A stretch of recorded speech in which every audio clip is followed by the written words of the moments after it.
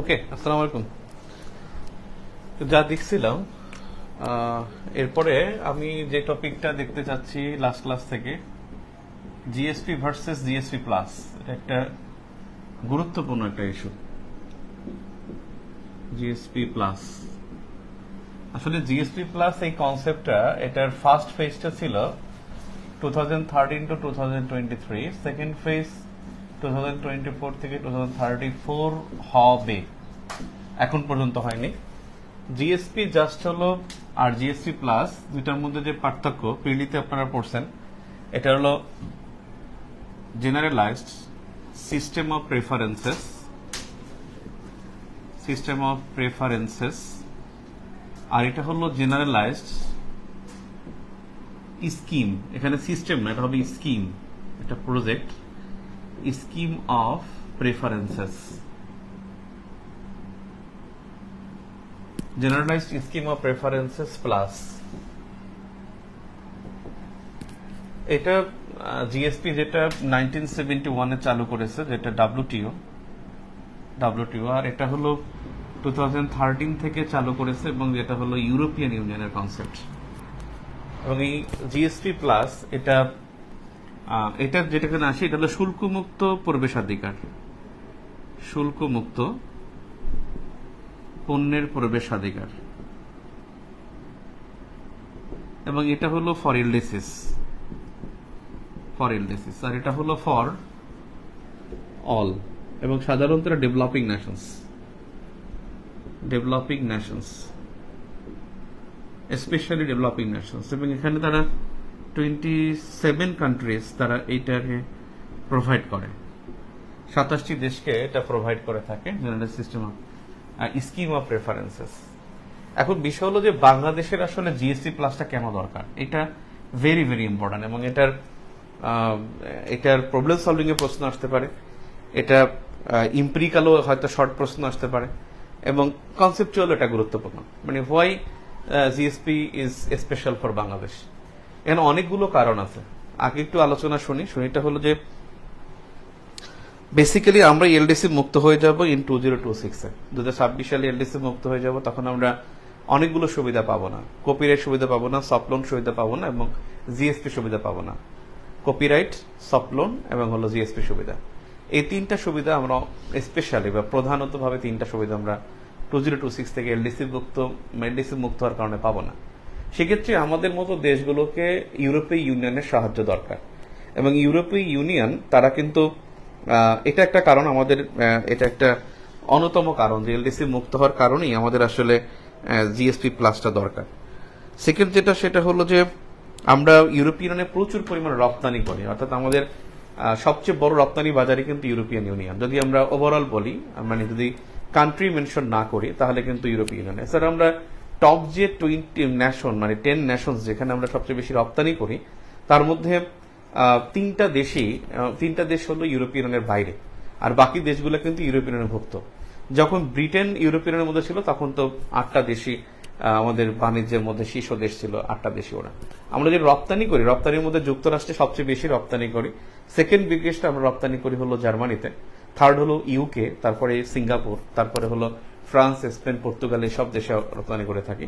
So basically এখানে যেটা হলো যে ইউরোপে আমরা যে রপ্তানি করি, তার আমরা যে পোশাক রপ্তানি করি, পোশাকের 62% আমরা কিন্তু ইউরোপীয় ইউনিয়নে রপ্তানি করে থাকি। আমাদের যে মোট রপ্তানি হয়, তার 56% রপ্তানি কিন্তু ইউরোপীয় ইউনিয়নে হয়ে থাকে। এবং আমরা যা রপ্তানি করি ইউরোপীয় ইউনিয়নে, ওইগুলোর মধ্যে প্রোডাক্টের ক্ষেত্রে 90% প্রোডাক্ট কিন্তু গার্মেন্টস প্রোডাক্ট।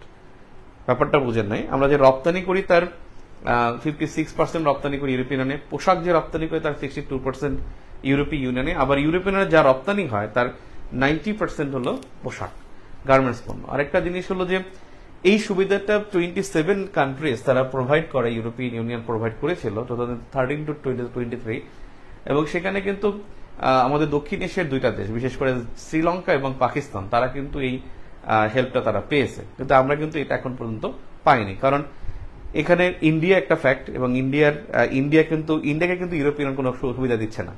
ইউরোপিয়ান সুবিধা দিচ্ছে না, এবং আমরা ইউরোপিয়ানের সাথে মানে ইন্ডিয়ার সাথে আমাদের খুবই একটা ভালো রিলেশন থাকার কারণে হয়তো আমরা এখন পর্যন্ত পাইনি বা ডিপ্লোম্যাটিক অ্যাপ্রোচটা করতে পারিনি। এখন বিষয় হলো যে এটার কারণে আমাদের জিএসপিটা দরকার। আসলে জিএসপি দরকার কেন? প্রথমত হলো যে আমাদের জিএসপি প্লাসটা দরকার কেন? সেকেন্ড হলো যে আমাদের আসলে ইউরোপীয় ইউনিয়ন কিভাবে জিএসপির প্লাসের শর্তগুলো দিয়ে থাকে। থার্ড হলো জিএসপি প্লাস পেতে আসলে আমাদের কি করণীয়, আমরা কি করতে পারি। এই তিনটা জিনিস হলো আমাদের এখানে বিষয়।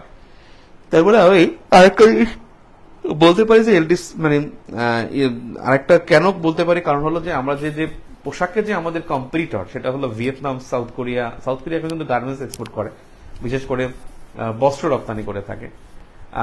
তারপরে হলো ভিয়েতনাম, তারপরে হলো আপনার আমাদের সাথে ইথিওপিয়া আছে কম্পিটিটর। তার মধ্যে ভিয়েতনামের সাথে কিন্তু ইউরোপীয় ইউনিয়নের কিন্তু জিএসপি প্লাস চুক্তি আছে।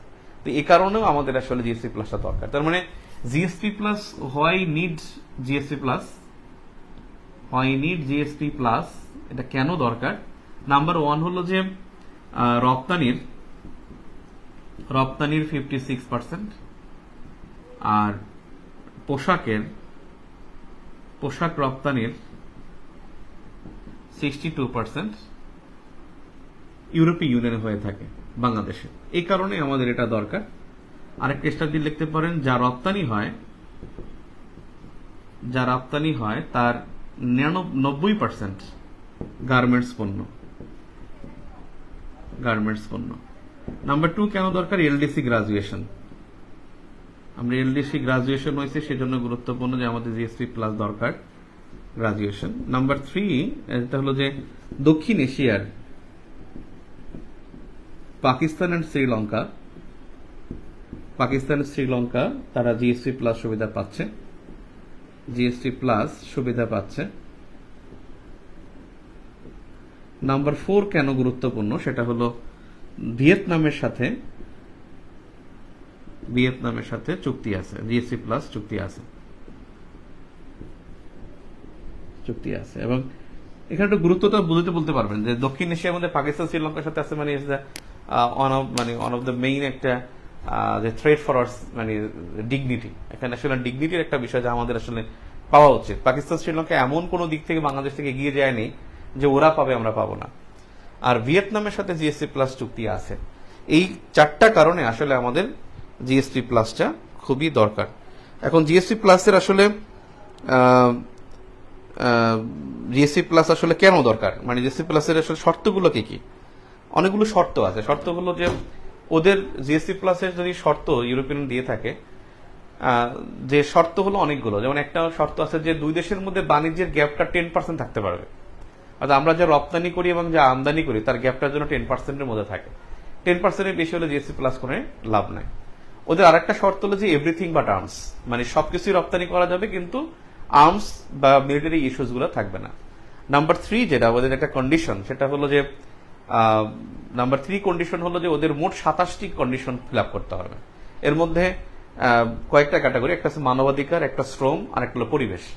মানবাধিকার, শ্রম এবং পরিবেশ এরকমের ক্যাটাগরি 27 টু মানে সাব পয়েন্ট নিয়ে 32, মোট 27 থেকে 32টি শর্ত পূরণ করতে হবে।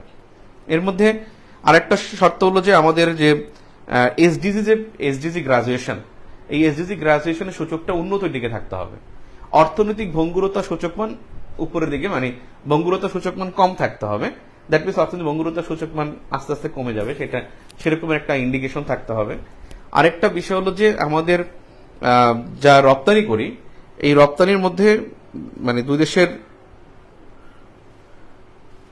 যে আমরা যে রপ্তানি হয়, যে 7টি শীর্ষ রপ্তানি পণ্য, সেই 7টি শীর্ষ রপ্তানি পণ্য হতে হবে মোট রপ্তানির 75%, যেখানে আমাদের পোশাকেরই 90%। পোশাকই রপ্তানি হয় 90%, অর্থাৎ 7টি রপ্তানি পণ্য যেটা মোট রপ্তানি 75% থাকতে হবে।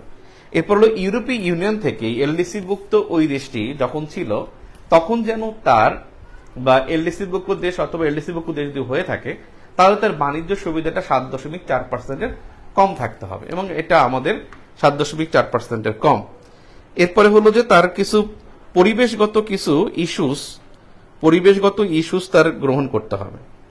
পরিবেশগত বিভিন্ন পরিবেশগত কর্মসূচি, যেমন হলো carbon trade policy, green trade policy, green economy policy, তারপর হলো নিউ গ্রিন ডিল, এরকমের কিছু কর্মসূচি, যে ইউরোপিয়ান ইউনিয়নের যে কর্মসূচিগুলো আছে পরিবেশ বান্ধব, সেই কর্মসূচিগুলোকে তারা হয়তো এনকারেজ করবে অথবা প্র্যাকটিসিং করবে। তারপরে হলো যে রুলস অফ অরিজিন এবং সিঙ্গেল ট্রান্সফরমেশন অগ্রাধিকার সুবিধা পাবে এমন বিষয় হতে হবে, অর্থাৎ ডাবল ট্রান্সফরমেশন থাকবে না, সিঙ্গেল ট্রান্সফরমেশন। ট্রেড সুবিধাটা হলো কিরকম, যেমন ধরেন আমি পোশাকই সে সুবিধা দেবে, কিন্তু আমি যখন বস্ত্র রপ্তানি করব, সুতার আমদানি করবো, সুতা আমদানি করবো, বস্ত্র আমদানি করবো, এবং আমি পোশাকটাকে তৈরি করে আমি যখন এটা মেড ইন বাংলাদেশ লিখতে পারবো না, তখন কিন্তু আমাকে সুবিধাটা দিবে না। মেড ইন বাংলাদেশ লিখতে পারবে আমার একটা সিঙ্গেল প্রোডাক্টে। আমি যদি বারবার মনে করেন প্রোডাক্টের মধ্যে কিন্তু ভিন্ন থাকে, যেন আমি সাইকেলের চাকাও রপ্তানি করলাম, সাইকেলও রপ্তানি করলাম, তাহলে এটা হবে না। একটা সিঙ্গেল ট্রান্সফরমেশন প্রোডাক্ট থাকতে হবে, ডাবল ট্রান্সফরমেশন প্রোডাক্ট থাকবে না। মানে বুঝতে পারিনি, অর্থাৎ আপনি সাইকেলের হর্ন রপ্তানি করতেছেন, আবার সাইকেলও রপ্তানি করতেছেন, আপনি দুইটা পণ্য কি আপনি কিন্তু আপনি কি করতে চাচ্ছেন, দুইটা পণ্য কি আপনি কিন্তু আপনার ইয়ার মধ্যে রাখতেছেন। আম্মা আসসালামু আলাইকুম, বলো। হ্যাঁ বলো, ক্লাসে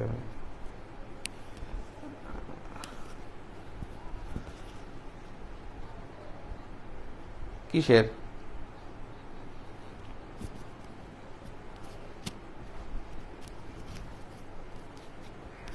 আমার কাছে তো এখন না, আমি পরে কথা বলতেছি, তার এখন সম্ভব না। ওকে, তো কোথায় ছিলাম যেন, কোথা থেকে ছিলাম?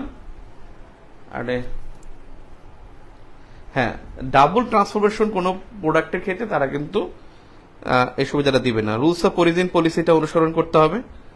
এরপরে হলো যে বৈশ্বিক যে পরিবেশগত কর্মসূচি আছে সেখানে পরিকল্পনা গ্রহণ করতে হবে, শ্রমিকদের নিরাপত্তার জন্য কিছু কর্মসূচি দেখাতে হবে। আমি বললাম যে মোট 27টি শর্ত পূরণ করতে হবে, তার মধ্যে পরিবেশগত, মানবাধিকার এবং হলো শ্রম সংক্রান্ত। যেমন গ্লোবাল কম্প্যাক্ট অ্যান্ড মাইগ্রেশন, সেখানে আপনাকে ইনভলভ হতে হবে, যেটা অভিবাসী শ্রমিকদের জন্য নিরাপত্তার ইস্যু। তারপরে গ্রিন ডিল পলিসি, যেটা ইউরোপিয়ানের একটা পলিসি, এই পলিসিগুলোর সাথে যুক্ত হতে হবে। এটা হলো জিএসটি প্লাসের কিছু শর্ত। তাহলে শর্তগুলো যদি দেখি, ইউ এর শর্ত জিএসটি প্লাসের জন্য যে শর্তগুলো ছিল, নাম্বার 1 যে শর্ত সেটা হলো, আপনাদের কমেন্ট দেখতে পাচ্ছি না আমি, ওখানে আমি আপনারা তো মনে দেখেন নাই, দেখতেছেন?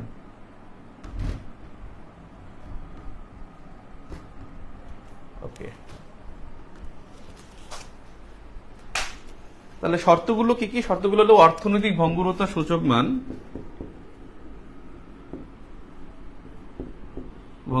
সূচক মান, উন্নতির দিকে থাকতে হবে। নাম্বার 2, 7টি পণ্য রপ্তানির হার মোট রপ্তানির 75% হতে হবে। বিডি গার্মেন্টস রপ্তানি হার 90%। নাম্বার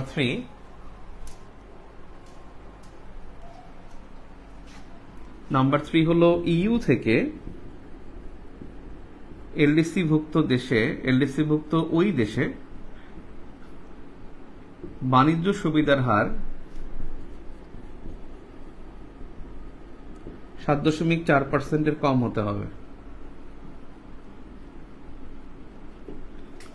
হবে। পরিবেশ, শ্রম ও মানবাধিকার বিষয়ক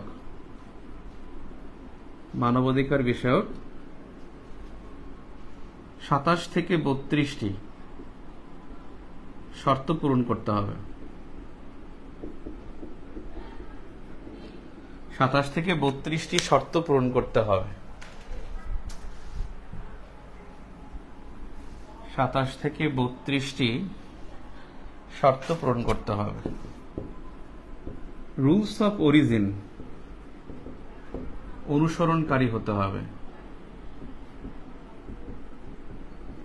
এবং রুলস অফ অরিজিন অনুসরণকারী হতে হবে এবং সিঙ্গেল ট্রান্সফরমেশন প্রোডাক্টে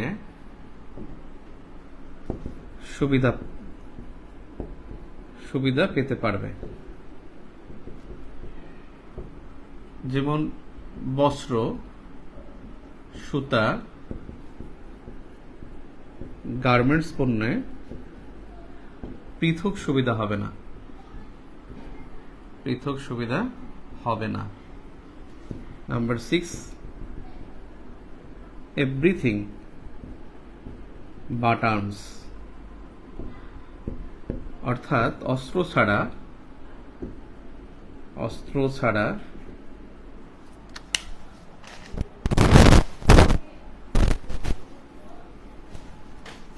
ছাড়া সকল পণ্যে বাণিজ্য সুবিধা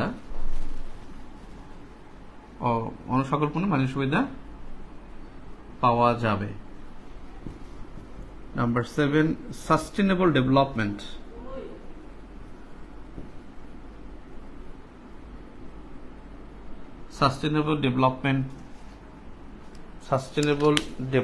ওটাকে কি বলে,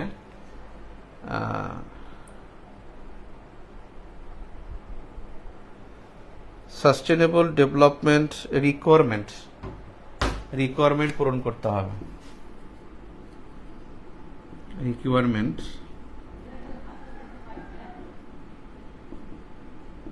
করতে হবে। নাম্বার 8, পরিবেশ কর্মসূচিতে অংশগ্রহণকারী হতে হবে, মানে বৈশ্বিক পরিবেশ কর্মসূচিতে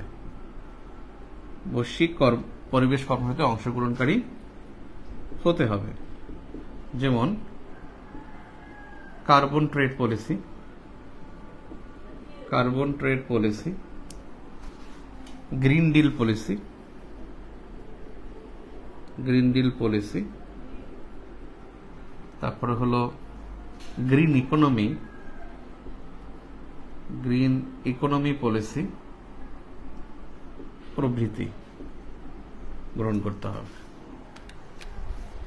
এই শর্তগুলোর কথা বলা যাবে। এখন এখানে যদি বলা হয় প্রবলেম সলভিং অনুসারে আপনি কি কি কূটনৈতিক পদক্ষেপ গ্রহণ করবেন, জিএসটি প্লাস আদায়ের জন্য কি কি পদক্ষেপ গ্রহণ করা যাবে, সে পদক্ষেপ গ্রহণ করার ক্ষেত্রে সেটা বলতে হবে যে, যেমন আপনি বলতে পারেন যে এসডিজি গ্রাজুয়েশন, এসডিজি অর্জনের প্রবৃদ্ধিতে আমরা পঞ্চম বৃহত্তম দেশ 2023 সাল অনুসারে, পঞ্চম বৃহত্তর দেশ।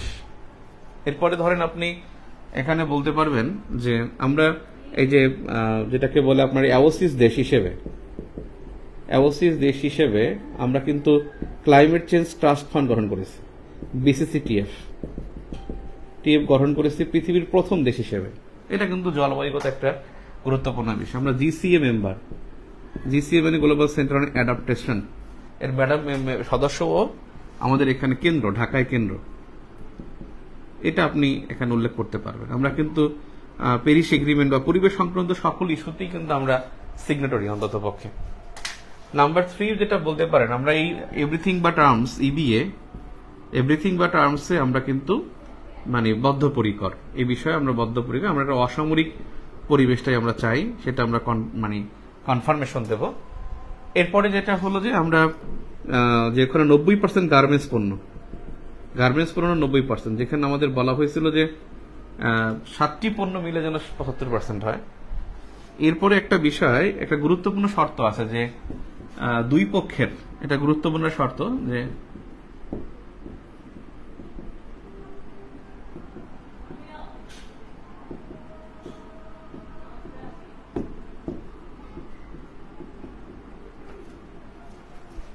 দুই পক্ষের বাণিজ্য গ্যাপ 10% হতে হবে, 10%। ওটা আমাদের নাই, তো ওটা আমরা আলোচনার মধ্যে মানে না জড়ানোই ভালো। আর এলডিসি থেকে দেশ হিসেবে বেশি সুবিধা পায়নি, এলডিসি দেশ হিসেবে বেশি সুবিধা পায়নি। এই হলো একটা গুরুত্বপূর্ণ ইস্যু, জিএসটি প্লাস। এটা অত্যন্ত অত্যন্ত গুরুত্বপূর্ণ।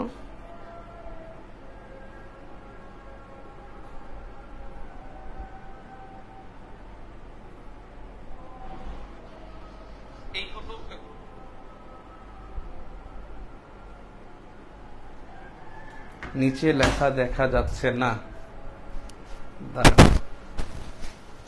নিচে লেখা দেখা যাচ্ছে না এখন। এই যে আরে আল্লাহ, তো অনেক, এখন দেখেন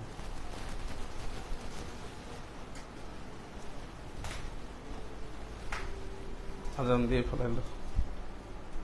শুক্রবার দিন সময়ের আয় পাওয়া যায় না, নানান মিটিং সিটিং।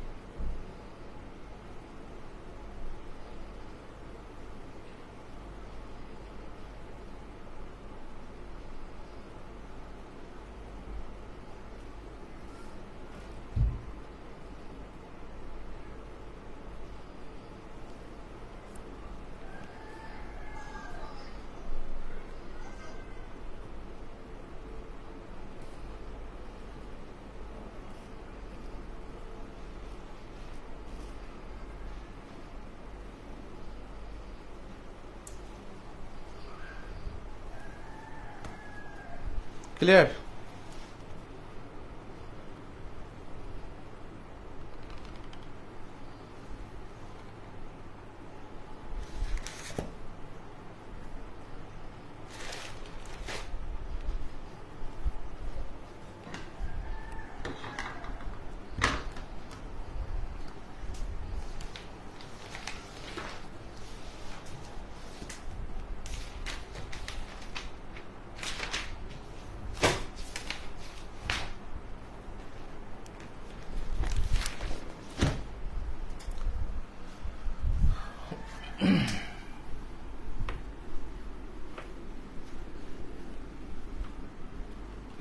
জিএসটি প্লাসে কিন্তু নতুন স্কিমটা এখনো গ্রহণ করা হয়নি, 24-এ নতুনটা স্কিম গ্রহণ করা হবে।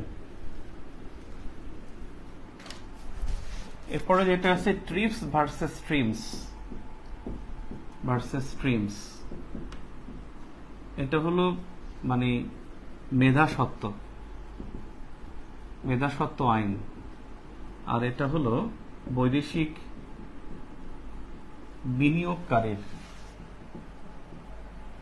বিনিয়োগকারীর সুরক্ষা আইন। দুইটাই 1994 স্বাক্ষর, 1995 কার্যকর। 1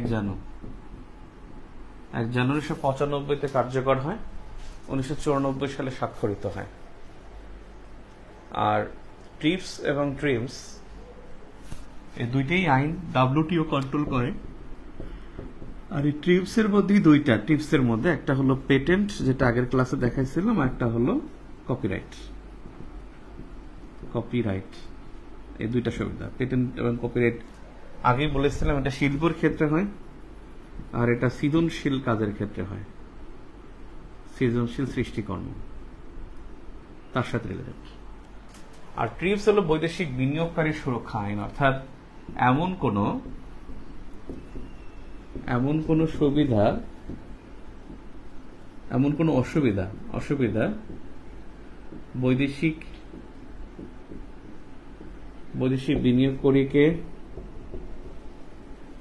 বিনিয়োগকারীকে প্রদান করা যাবে না।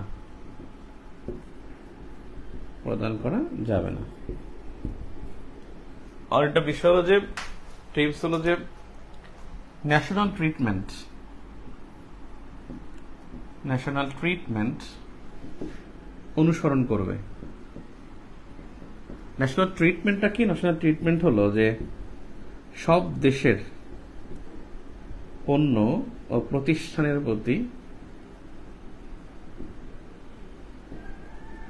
সমান আচরণ। পণ্য প্রতিষ্ঠানের প্রতি সমান আচরণ মানে সমান আচরণ। এখন ট্রিটমেন্ট কিন্তু এটা কনসেপ্ট অফ ডাব্লিউটিও। এই কনসেপ্ট অফ ডাব্লিউটিও ওরাই কিন্তু ন্যাশনাল ট্রিটমেন্টকে নিশ্চিত করে। ডাব্লিউটিও ন্যাশনাল ট্রিটমেন্ট নিশ্চিত করে থাকে। উপরে দেখা যায় না, কি যে করি মনেই থাকে না, একেবারেই মনেই থাকে না।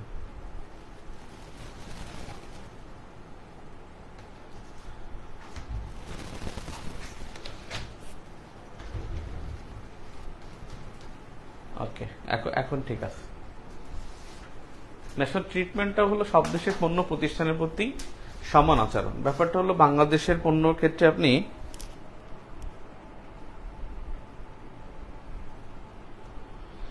বাংলাদেশের খালি পিডিএফ করে মেজাজটা খারাপ হয়ে যায়। পিডিএফ কষ্টের বিষয়টা, এই জন্য তো আমি পড়ানোর সময় বলিও না যে পিডিএফ এর কথা। মানে আমি যখন সার্কুলার দিই ভর্তি চলছে ক্লাসের কথাই বলি, পিডিএফ এর কথা বলি না। পিডিএফ একটা প্যারা, নির্দিষ্ট টাইমে বসা লাগে, বৈশা দেখা পয়টা রেডি করা, সো টাফ একটা টাস্ক হলো পিডিএফ, বিরক্তিকর। তারপরে চেষ্টা করি, আমি যথেষ্ট চেষ্টা করি দেওয়ার জন্য। বারবার বললে বিরক্ত লাগে আমার নিজের সময় নাই, আমি তো পড়াতেই চাই, পিডিএফ এর কথা আমি বলতেও চাই না। ক্লাস নোট করবেন, ক্লাস নোট এনাফ। আর আমি তো একটা পিডিএফ দিব, আমার বইতে যেটা আছে বইটাই পিডিএফটা, আমি বইয়ের পিডিএফটা আপনাদেরকে দেবো। বই থাকলে তো আর পিডিএফটা লাগবে না স্পেশালি। আর তারপরে হলো যে এখানে ন্যাশনাল ট্রিটমেন্ট অনুসরণ করবে, যার মানে দ্যাট মিনস আপনি ভারতের পণ্যে প্রতিষ্ঠানকে সুবিধা দিচ্ছেন কিন্তু চীনের প্রতিষ্ঠানকে সুবিধা দেন নাই, এটা কিন্তু ন্যাশনাল ট্রিটমেন্ট হবে না। ঠিক আছে, ন্যাশনাল ট্রিটমেন্টটা হলো যে কোনো দেশের সব দেশের প্রতিষ্ঠান এবং পণ্যের প্রতি সমান আচরণ করতে হবে। ঠিক আছে, ওকে। পিডিএফ দিতে কিন্তু আমি বাধ্য না ভাই, আমি কিন্তু পিডিএফ এর কথা বলে আপনাকে ভর্তি করাই নাই, সো বিরক্ত করবেন না বারবার। ওটা আমার বিবেক আছে যে কখন দিতে হবে, আমার একটা বিবেক থেকে আমি দেবো। আমি কিন্তু এখানে এক্সট্রা প্রেশার নিতে পারবো না, এক্সট্রা প্রেশার নিলে আমি পড়াতে পারবো না। টিপস বুঝছেন, ন্যাশনাল ট্রিটমেন্টটাও বুঝতে পারছেন। এখানে একটা বিষয় আছে যে বেইল আউট অ্যান্ড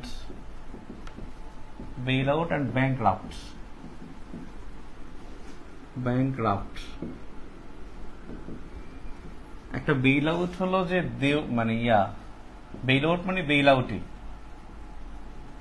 আর ব্যাংকরাপ্ট মানে দেউলিয়া। অর্থাৎ কোন দেশের আর্থিক প্রতিষ্ঠানের দেউলিয়াত্ব ঠেকাতে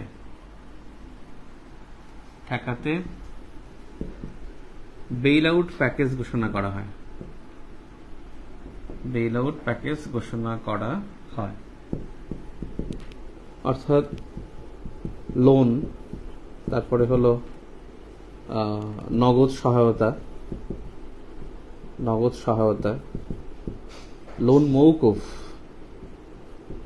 ঋণ মৌকুফ, বন্ড সহায়তা প্রভৃতি এর মাধ্যমে আপনাকে দেউলিয়াপনা ঠেকাতে ও দেউলিয়াত্ব ঠেকাতে আপনাকে সহযোগিতা করবে কেউ। যদি কেউ করে থাকে সেটাকে বেইল আউট বলে। অর্থাৎ আপনি দেউলিয়া হয়ে গেছেন, আপনাকে মানে বিষয়টা হচ্ছে এরকমের যে কোনো প্রতিষ্ঠান বা দেশকে আর্থিক সহায়তা প্রদানের মাধ্যমে আর্থিকভাবে টিকিয়ে রাখা, অর্থাৎ মাধ্যমে টিকিয়ে রাখাকে বোঝায়।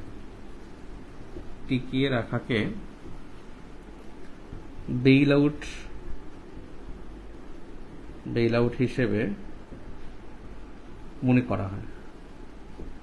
প্রণোদনা শব্দটা কিন্তু আবার এখানে না, প্রণোদনা আর বেইল আউট একটু ভিন্ন।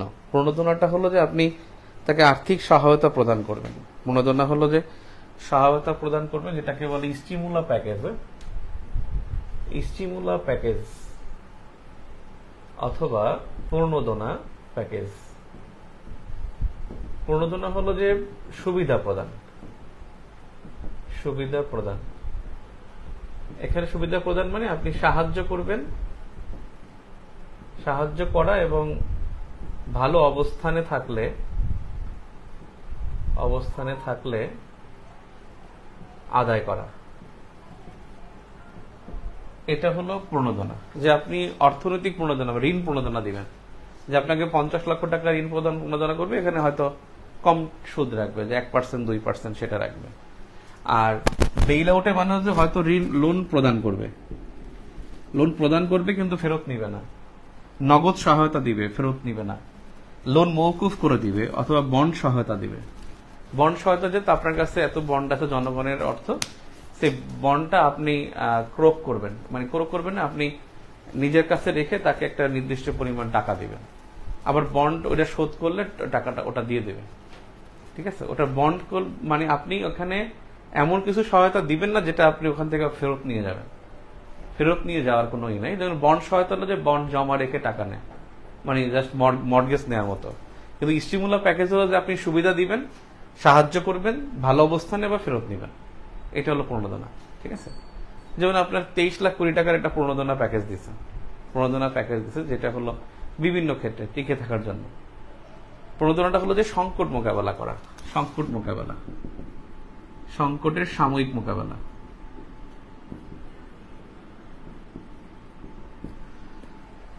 ব্যাংক্রাফট বা দেউলিয়া হলো যখন সে ঋণ পরিশোধ করতে পারে না, ঋণ বা সুদ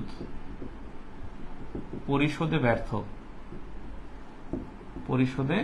ব্যর্থ হয়, তখন দেউলিয়া ঘোষণা করা হয়। এবং তার ঋণের পরিমাণ মোট জিডিপির 40% হলে দেউলিয়া ঘোষণা করা হয়।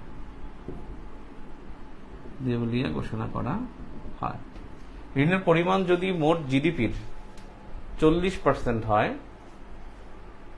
মোট জিডিপি 40% হলে, 40টা ইংলিশে লেখেন, দেউলিয়া হয় 40%। এবং ওই দেশটা তখন কি হবে, ব্যাংক্রাফট হবে, 40% হতে হবে। আর জিডিপির পরিবর্তে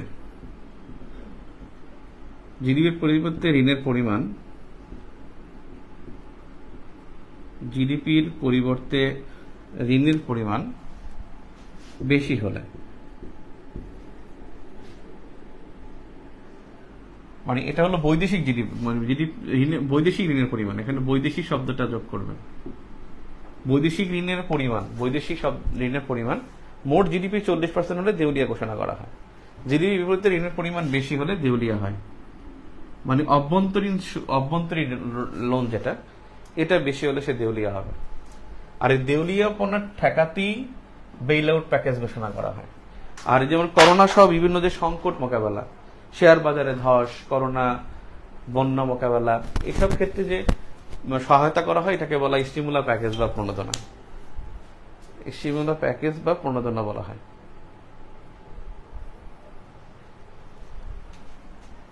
অগাস্টে পরীক্ষা সম্ভাবনা কতটুকু? আমি তো পিএসসি চেয়ারম্যানও না, মেম্বারও না, দেখি একটু খোঁজ নেব না। খোঁজ এখন পর্যন্ত আমি নেই, কোনো খোঁজই নেই যে কি আছে কিনা। মনে হয় না যে ভাইবার আগে এটা দিবে, ভাইবার আগে ঠিকও হবে না, মানে 44 ভাইবা তারা এই বছরের মধ্যে শেষ করবে, 40 ভাইবা শেষ না করে তারা কেমনে পরীক্ষা নেয়। গেল বেইল আউট, এইটা আবার হলো স্ট্যাগফ্লেশন।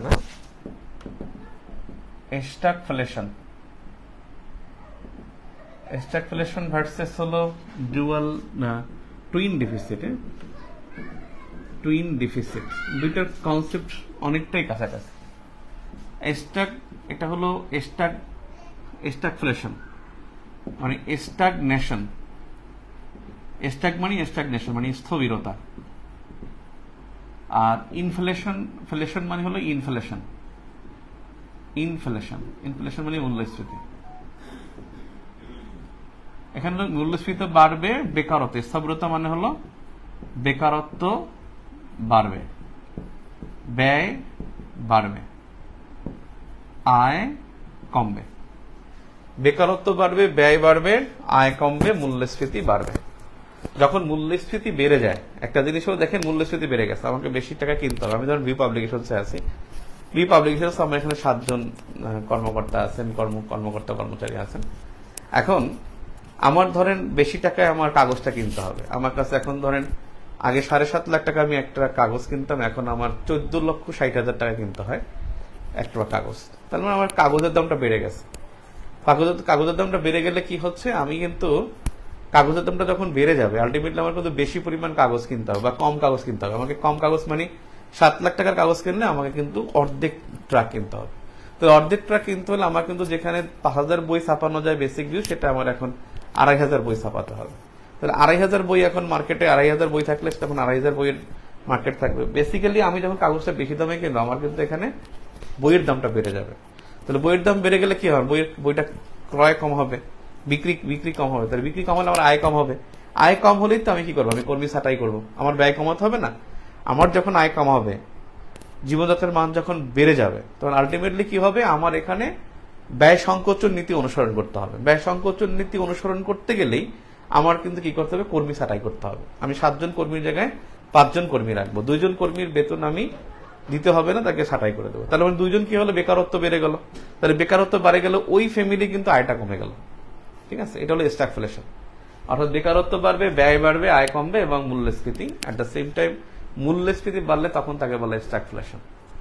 ঠিক আছে, স্ট্যাগফ্লেশনটা স্ট্যাগনেশন, স্থবিরতা, অর্থনৈতিক স্থবিরতা, এবং হলো ইনফ্লেশন। এবং স্থবিরতা মানে এখানে কি উৎপাদনটাও কিন্তু কমবে, উৎপাদন কমবে। উৎপাদন যদি কমে তাহলে কিন্তু বন্টন কমবে, বুঝছেন, বন্টন কমে যাবে। কারণ উৎপাদন কম, বন্টন কম, আয় কম, উৎপাদন কম। কারণ আয় কম হলে তো আপনার চাহিদাও কম থাকবে।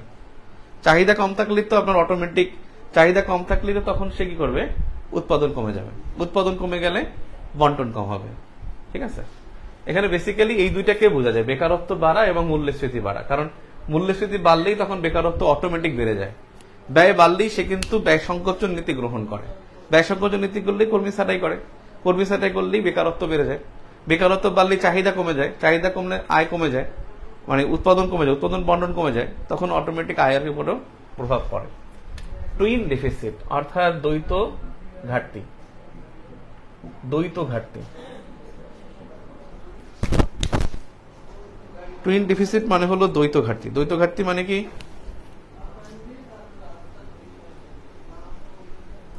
ইউএসএ লোনের পরিমাণ 40% প্লাস ইনফরমেশনটা শুনেছিলাম মেবি না, ইউএস এর ইনফ্লেশন মানে বৈদেশিক ঋণটা আরো বেশি। কিন্তু কথা হয়েছে কি, বৈদেশিক ঋণ যখন জিডিপির এগেনস্টে 40% প্লাস হবে, যেমন শ্রীলঙ্কার 52% ছিল, তখন কিন্তু কি হবে, আপনার দেউলিয়া হয়ে যাবে। কিন্তু যুক্তরাষ্ট্র কেন দেউলিয়া হচ্ছে না, বা শ্রীলঙ্কা কেন দেউলিয়া হয়, এর মধ্যে দেউলিয়া হবে না। ব্যাপারটা হলো আপনার বৈদেশিক লোনটা যদি আপনার কোন খাতে, এটা কি প্রজেক্ট ঋণ নাকি আপনার অনুদান ঋণ। এজন্য বৈদেশিক ঋণ অনুদান, ব্র্যাকেটে লিখে রাখেন অনুদান শব্দটা লিখতে হবে। আমি আপনাকে একটা জিনিস বুঝাই, বৈদেশিক লোন, ধরেন আমি লোন গ্রহণ করলাম 100 টাকা, বাংলাদেশ 100 টাকা লোন গ্রহণ করলো। এখন 100 টাকার মধ্যে বাংলাদেশ কি করে, 19 টাকা ব্যয় করে অনুদানে, অর্থাৎ বেতন ভাতা, তারপরে সামাজিক নিরাপত্তা, এসব ক্ষেত্রে। কারণ এসব ক্ষেত্রে 19 টাকা ব্যয় করে, 81 টাকা ব্যয় করে সে বিভিন্ন প্রজেক্টে কি পদ্মা সেতুতে ব্যয় করছে। ধরেন আপনার এখন একটা প্রজেক্ট হলো যে আপনার দ্বিতীয় পদ্মা সেতুতে ব্যয় করবে, অথবা মেট্রো রেলে ব্যয় করবে। এখান থেকে কিন্তু একটা রিটার্ন আসবে। প্রজেক্ট ঋণে কি হয়, একটা রিটার্ন আসে। কারণ আপনার পদ্মা সেতুতে কিন্তু আপনি টোল দিচ্ছেন, টোল থেকে কিন্তু রিটার্ন আসতেছে। আপনি যখন মেট্রো রেলে বানাচ্ছেন, মেট্রো রেলে কিন্তু আপনি টিকিট কাটতেছেন, এখান থেকে কিন্তু আপনার রিটার্ন আসতেছে। বাট যেটা অনুদান, ওখানে কিন্তু আপনার রিটার্ন আসে না। যখন অনুদান ঋণ সবচেয়ে কম হয়, তখন ওই দেশের বৈদেশিক ঋণটা কার্যকর হয়। এখন যদি অনুদান ঋণ বেশি হয়, তাহলে আপনি ওটা আইনে খাইয়ে ফেলেছেন, ভাই আমার বেতন দিতে পারি না, আমার টাকা দেন, বেতন দিতেছেন, বসে আছেন, উৎপাদন নাই, বন্টন নেই, কিছু নাই, রিটার্ন আসবে না। বাট আপনি প্রজেক্ট ঋণ নিচ্ছেন, ভাই টাকা দেন, আমি প্রজেক্টটা দাঁড় করাই, এটা হয়ে গেলে আপনার টাকাটা ব্যাক করে দেবো। এই প্রজেক্ট ঋণ এটা হবে, এটা যত বেশি হবে তত একটা দেশের ইকোনমি তত বেশি সাইকেল করবে, অর্থাৎ ইকোনমিটা সবচেয়ে মানে বেশি মানে ইয়া হবে, ডেভেলপ হবে। আর যদি আপনি অনুদান ঋণ বেশি হয় তাহলে আপনি কিন্তু ফল করবেন, ওখান থেকে আপনার রিটার্ন আসবে না। টুইন ডিফিসিট বা দ্বৈত ঘাটতি, এখানে দুইটা বিষয় ঘটে। একটা হলো যে জিডিপি আর মানে যেটাকে বলে আপনার রাজস্ব কম, আর একটা হলো মানে রিজার্ভ কম। এই দুইটা দেখেন, টুইন ডিফিসিটের কারণে কিন্তু শ্রীলঙ্কার ইকোনমিটা ধস হয়েছে। শ্রীলঙ্কার ইকোনমি ধস হওয়ার পিছনে কারণটা কি ছিল? কারণটা কি বেসিক্যালি অনেকেই বলবেন যে চায়নার চেকবুক ডিপ্লোমেসি, চায়না এখানে প্রচুর লোন দিয়ে তার সবকিছু স্থগিত করেছে। এটা কেউ বলবে অহেতুক মেগা প্রজেক্ট ব্যবহার করেছে, উৎপাদন করেছে। কেউ কেউ বলবে এখানে যে করোনার কারণে হয়েছে, কেউ বলবে পর্যটন খাত ধস হয়ে গেছে, কেউ আর একটা বলবে বায়ো এগ্রিকালচার, যেটা শ্রীলঙ্কার বায়ো এগ্রিকালচার গ্রহণ করেছিল যেটা ফল করেছে। কেউ বলবে যে এই কয়েকটাই বলবে, অথবা বৈদেশিক ঋণের চাপ। কিন্তু বেসিক্যালি ওখানে প্রবলেমটা কি ছিল? প্রবলেমটা ছিল যে একেবারে সহজ একটা প্রবলেম ছিল যে সবগুলো এক সময় ঘটে গেছে। তার একদিকে মেগা প্রজেক্টও ছিল, ঠিক আছে, কিন্তু এটা মেইন কজ ছিল না। চায়নার চেকবুক ডিপ্লোমেসি ছিল, but it is not the main cause. এখানে করোনা হয়েছিল, এটাও মেইন কজ না। কজ হলো যেটা যে তার বায়ো এগ্রিকালচারটা ফেল করছে, এটাও মেইন কজ না। মেইন কজ ছিল যে ওর গভর্নমেন্ট কি করছে, জনপ্রিয় হওয়ার জন্য সে ট্যাক্স কমাই দিছে। যখন সে সব জায়গা থেকে ট্যাক্স কমাই দিছে, তখন আলটিমেটলি একটা জায়গায় মনে হবে যেন সব সুলভ, ট্যাক্স নাই, সে এখানে সুলভে পাচ্ছে। কিন্তু যখন দেখছে যে সুলভে পাওয়া পাচ্ছে, কিন্তু একটা সময় ট্যাক্স যদি না দেয় তাহলে সরকারের কাছে টাকা থাকবে না, রাজস্ব নাই। আলটিমেটলি ও যেখান থেকে ওর অর্থ মানে বৈদেশিক মুদ্রাটা সে আর্ন করে, সেটা হলো পর্যটন খাত। সে পর্যটন খাতে ধস হয়ে গেছে। এখন পর্যটন খাত যখন ধস হয়ে গেছে, আলটিমেটলি রিজার্ভ কমে গেছে। অ্যাট দ্য সেম টাইম তার কিন্তু কি করতে হচ্ছে, ট্যাক্স থেকে টাকা পাচ্ছে না, ট্যাক্সের টাকা নাই, ওদিকে রপ্তানি আয় নাই, বা এখানে কি নাই, প্রবাসী আয় নাই, অথবা রিজার্ভ নাই। রিজার্ভ তো হলো যেগুলো ঢুকবে, দেশের মধ্যে যা ঢুকে সব রিজার্ভ, আর যে থেকে যা বের হয় সব রিজার্ভ থেকে বের হয়ে যায়।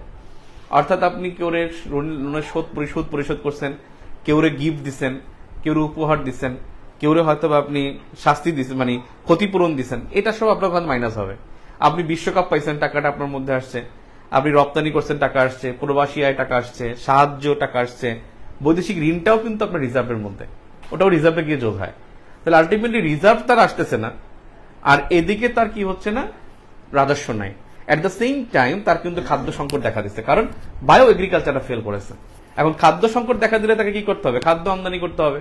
খাদ্য আমদানি করতে গিয়ে সে আরো লোন নিছে, রিজার্ভ সে অ্যাডজাস্ট করতেই পারে নাই, আরো লোন নিছে। লোন নেওয়ার ফলে সে কি হয়েছে, সংকটে পড়ে গেছে।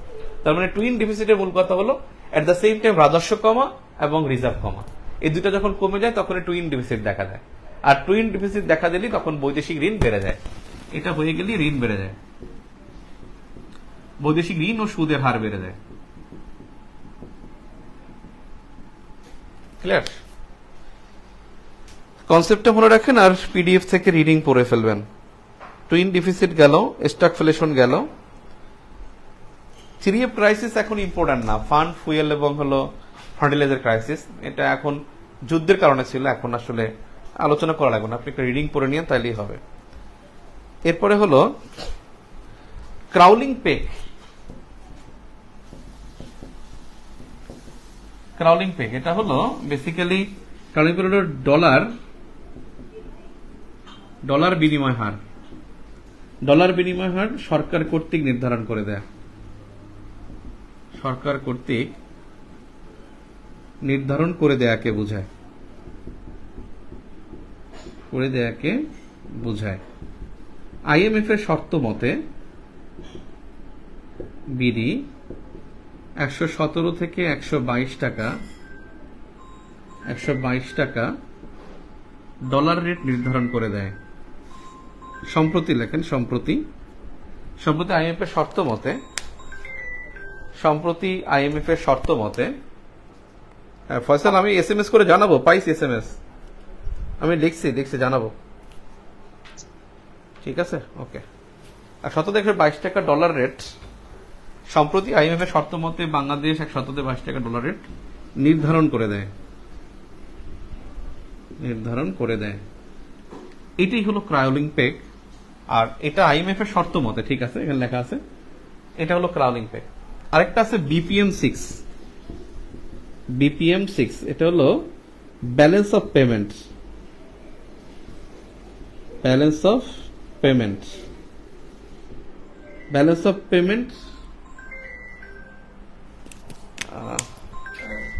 এসিএস এর অপার ফোন করছে একটুখানি। জি আসসালামু আলাইকুম। হ্যাঁ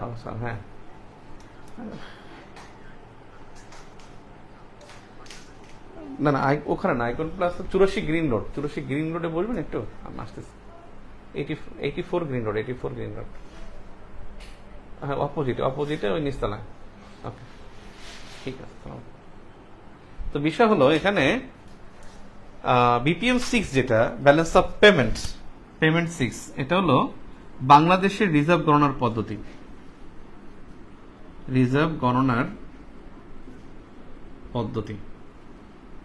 বাংলাদেশের রিজার্ভ গণনার পদ্ধতি বিপিএম 6, এটাও কিন্তু আইএমএফ এর শর্ত মতে। আইএমএফ শর্ত দিয়েছে যে বিপিএম 6 অনুসারে ব্যালেন্স অফ পেমেন্ট নির্ধারণ করতে হবে। এই ব্যালেন্স অফ পেমেন্ট 6 এর মজার বিষয়টা কি, যেমন দেখেন আপনি ওটা বলতে পারি রেগুলার কাউন্ট করা। রেগুলার কাউন্ট মানে কি, রিজার্ভটা রেগুলার কাউন্ট বলতে বোঝায়, যেমন ধরেন আপনি বাংলাদেশে যেটা হয়, বাংলাদেশ কিন্তু একটা সংস্থার সদস্য। বাংলাদেশ, আমি দেখি একটু কোশ্চেন করছেন, অগাস্টে এক্সাম হওয়ার প্রস্তুতি জানেন, ইউএসএ লোন। আচ্ছা বললাম ভাই কালকে এক্সাম হবে, জি কালকে এক্সাম হবে, কালকে 4:30 এক্সাম হবে। এখনো তো 4টা চ্যাপ্টার বাকি থাকলো, 4 নম্বর চ্যাপ্টার রাতে হবে। প্রত্যক্ষ কর কেন বাংলাদেশে বাড়ানো হয় না এবং বাড়াতে চাইলে কি কি পদক্ষেপ গ্রহণ করতে হবে? প্রত্যক্ষ কর মানে আয়কর, ইনকাম ট্যাক্স না। আমাদের আসলে পরোক্ষ করই বাড়াতে হবে, ভ্যাটের আওতায় বেশি বাড়াতে হবে। ইনকাম ট্যাক্স আমাদের, প্রত্যক্ষ কর হলো ইনকাম ট্যাক্স আমাদের কম, মাত্র 3.6% মানুষ ইনকাম ট্যাক্স দিয়ে থাকে। এখন আপনাদের দেখতে হবে যে আমাদের দারিদ্র্যের হার কত পার্সেন্ট।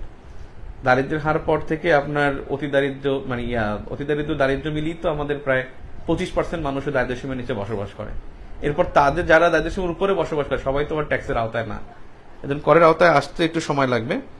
আর এটা কি বলে ট্যাক্স জিডিপি রেশিও, একটা কনসেপ্ট শুনছেন না, ভাই জিজ্ঞেস করে বারবার, ট্যাক্স জিডিপি রেশিও মানে হলো যে জিডিপির এগেনস্টে ট্যাক্স এটা থাকতে হয় একটা দেশে 17 থেকে 18% বা অলমোস্ট 20% থাকলে ভালো হয়। কিন্তু বাংলাদেশে ট্যাক্স জিডিপি রেশিও এটা মাত্র 7.9 থেকে 9.2%। এটা ট্যাক্স জিডিপি রেশিওটা আমাদের কম। আইএমএফ এটাই বলছে যে 38টা যে শর্ত দিয়েছে আমাদের লোনের ক্ষেত্রে, তখন বলছে যে ট্যাক্স জিডিপি রেশিওটা 20%-এর 17 থেকে 20% পর্যন্ত নিয়ে যেতে হবে। এইটা কিন্তু আমাদের আছে 7.9 থেকে 9.2%। এটা হলো ট্যাক্স জিডিপি রেশিও। অর্থাৎ ট্যাক্স জিডিপির এগেনস্টে ট্যাক্স, কর থেকে কি পরিমাণ আয় হয়, রাজস্ব আয় যেটা, সেখান থেকে জিডিপির কত পার্সেন্ট। যেমন আমাদের এবছর 50 লাখ কোটি টাকা হলো কত, 50 লাখ কোটি টাকা হলো আমাদের মোট জিডিপি, 50 লাখ সামথিং, 50 লাখ 18,000 কোটি টাকা আমাদের হলো মোট জিডিপি। কিন্তু আমাদের কিন্তু রাজস্ব আয়ের লক্ষ্যমাত্রা কিন্তু 5 লাখ কোটি টাকা। তার মানে দেখেন 50 লাখে 5 লাখ মানে 10%। আমাদের ট্যাক্স জিডিপি রেশিও মানে অলমোস্ট 10% হয়েছে, মানে এই বাজেট অনুসারে বলা যায়। কিন্তু আমাদের এটা দরকার 17-18% ভালোভাবে থাকার জন্য। এখন আমি যেটা বলছিলাম বিপিএম 6 এর যে বিষয়টা, যে আমাদের কিন্তু একটা সদস্য আকু, এশিয়ান ক্লিয়ারিং ইউনিয়ন, এখানে কিন্তু akuতে সদস্য, যেটা আমরা লেনদেন করি আমরা কিসের মাধ্যমে, আমরা কেন্দ্রীয় ব্যাংকের মাধ্যমে, সেন্ট্রাল ব্যাংকের মাধ্যমে লেনদেন করি এবং সেন্ট্রাল ব্যাংক 3 মাস পর পরিশোধ করে। আপনি দেখবেন 3 মাস পর হঠাৎ করে কিন্তু রিজার্ভ কমে যায়, 3 মাস পরে রিজার্ভ কমে যায়। কারণ কি, ওই টাকাটা আমাদের ওখান থেকে নিয়ে নেয়, রিজার্ভটা 3 মাস পরে সবাই সবারটা নিয়ে নেয়। আমি যার কাছ থেকে পাবো এই 8-9টা দেশ, এর মধ্যে আমি ফিলিপাইনে কি রপ্তানি করলাম, ফিলিপাইন অঙ্গস্তে আমদানি করলো, ও কি রপ্তানি করলো, আমি আমারটা কেটে রাখবো, ওরটা কেটে রাখবো, তখন হঠাৎ করে কি হয়, রিজার্ভ কমে যায়। এবং এই লোনগুলো থাকবে, যে এই লোনগুলো পেন্ডিং থাকে। এখানে বিপিএম 6 এ আইএমএফ বলছে যে আপনি এটা রেগুলার করা, যে আপনি 3 মাস পরে কেন করতে যান, 3 মাস পর কেন কমবে, আপনি প্রতিদিন যেন কমে। এখন $24 বিলিয়ন আপনার 24 বিলিয়ন ইউএসডি আমাদের এখন রিজার্ভ, এই যে গত 3 দিন আগে। কিন্তু আপনি দেখবেন এটা 3 মাসের মাথায় এটা ঠুস করে কমে যায়, $19 বিলিয়ন হয়ে যাবে। আবার এটা একটু বাড়বে, আবার কমে যাবে। আলটিমেটলি বিপিএম 6 এ বলছে রেগুলার করা, এটা রেগুলার করতে বলছে, যেটা আমার হাতে আছে, যেটা ওই বলে না রিজার্ভ এখন $24 বিলিয়ন, কিন্তু ব্যবহারযোগ্য রিজার্ভ আছে $21 বিলিয়ন, তাহলে $3 বিলিয়ন কই গেল? ওটা ওই আকবুর মধ্যে চলে গেছে, সেন্ট্রাল ব্যাংকে যেটা পাবে ওরা পেন্ডিং দিয়ে রাখছে, মানে ওটা নিয়ে গেলেই কমে যাবে। ঠিক আছে, এই বিপিএম 6টা হলো যে এটাকে রেগুলার করতে বলা হয়েছে। ঠিক আছে, হ্যালো, হ্যাঁ হ্যাঁ হ্যাঁ, বসে একটু চা খাওয়া, আমি আসতেছি। ঠিক আছে, এরপরে যেটা হলো তারপরে কি আছে, ক্রাউলিং পেট ডান্স ডিজিজ একটু দেখে নেই।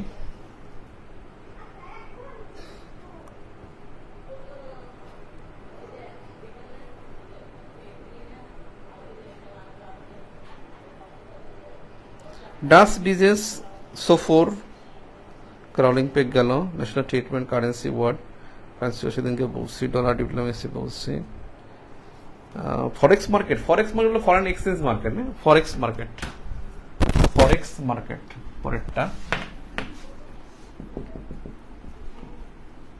ফরেক্স মার্কেট হলো ফরেন এক্সচেঞ্জ,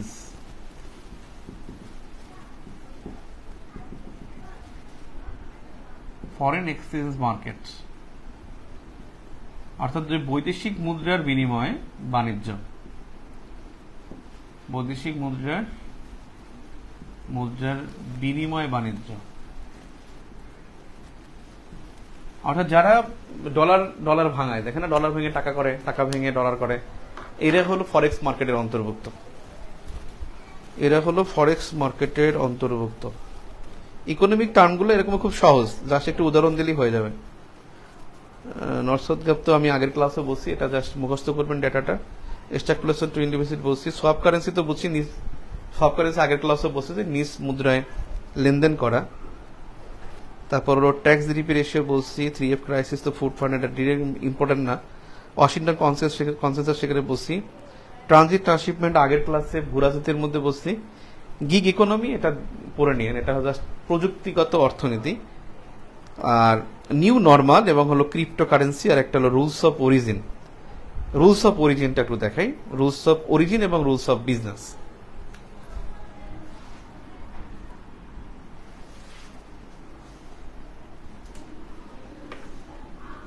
কতজন আছে রে?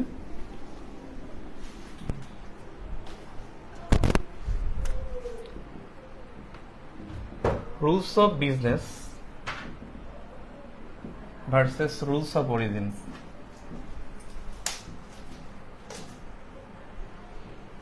রুলস অফ বিজনেস হলো, এটা হলো প্রতিষ্ঠানের কর্ম পরিকল্পনা, এটা সরকারি হতে পারে, বেসরকারি হতে পারে, কর্ম পরিকল্পনা। Rules of origin on kind of citizen charter. সরকারি প্রতিষ্ঠানে যেটাকে বলে সিটিজেন চার্টার, এটাই রুলস অফ বিজনেস। প্রতিষ্ঠানের কর্ম পরিকল্পনা। হ্যাঁ বল, হ্যাঁ আচ্ছা একটুখানি। রুলস অফ বিজনেস হলো যে সিটিজেন চার্টার, প্রতিষ্ঠানের কর্ম পরিকল্পনা। রুলস অফ অরিজিন যেটা, এটা হলো আসলে বাণিজ্যের সাথে জড়িত, বাণিজ্যের সাথে জড়িত। এটা কনসেপ্টটা ডেভেলপ করেছে WTO। এটা হলো যে প্রতিষ্ঠানটি কোন দেশের ফিনিশড গুডস এবং কোন ধরনের পণ্য তালিকায় অন্তর্ভুক্ত হবে তা রুলস অফ অরিজিন দেখে ঠিক করা হয়। রুলস অফ অরিজিন দেখে নিশ্চিত হওয়া যায় এবং কাস্টম বা শুল্ক নির্ধারণ হয়। এখানে একটা পার্সেন্ট দেখি, 70% প্লাস 30%, এই একটা পার্সেন্ট আছে। এই পার্সেন্টটা মানে হলো যে আপনি দেখেন, আমি একটা পোশাক রপ্তানি করতেছি, পোশাক উৎপাদন করতেছি, লিখতেছি মেড ইন বাংলাদেশ। কিন্তু আমি শুধু এখানে কিছুই দেই নাই, আমি এখানে নিজে কি করছি, কাপড়টা ইন্ডিয়া থেকে আমদানি করেছি, বুতামটা ফ্রান্স থেকে আমদানি করেছি, সুতাটা আমদানি করেছি আমি যুক্তরাষ্ট্র থেকে সুতো আমদানি, আমি কাগজটা আমদানি করেছি ভিয়েতনাম থেকে, প্যাকেজিংটা করেছি আমি চাইনিজ প্রোডাক্টে, চাইনিজ প্যাকেটে। বাট আমি লিখছি এটা যে রুলস অফ অরিজিন অনুসারে আমি লিখছি এটা মেড ইন বাংলাদেশ। এই যে মেড ইন বাংলাদেশ যখন আমি লেখা থাকবে তখন কিন্তু কি হবে, আলটিমেটলি বাংলাদেশের প্রোডাক্ট হিসেবে গিয়ে এখানে দেখা যাবে যে এটা শুল্কের বাইরে চলে যাবে, মানে এলডিসি ভুক্ত দেশ বাংলাদেশ, সেক্ষেত্রে আমরা যে 11% আমার শুল্ক দিতে হবে, সেই 11% শুল্ক না দিয়ে এটা প্রবেশ করতে পারবে।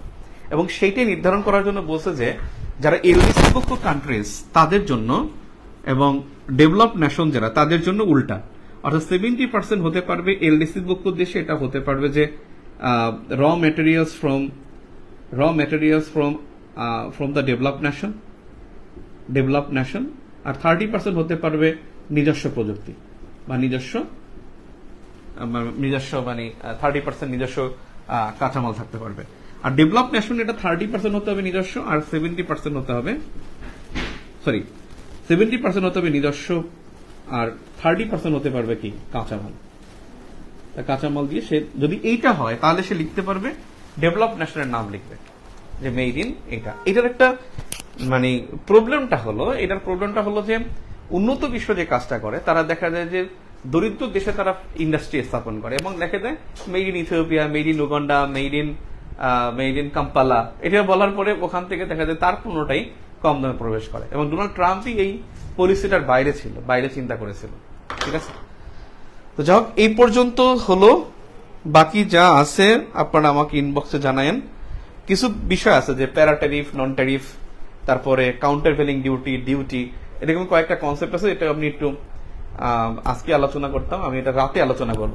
রাতে ক্লাস আছে 9:30 ইনশাল্লাহ, আজকে রাত 9:30 আবার রেগুলার ক্লাস, তখন আমি এখানে বাকিটা আলোচনা করব এবং আমাদের যে চ্যাপ্টার 4 চ্যাপ্টার আমি শুরু করবো ইনশাল্লাহ। 9:30 আবার দেখা হবে। ঠিক আছে, আল্লাহ হাফেজ।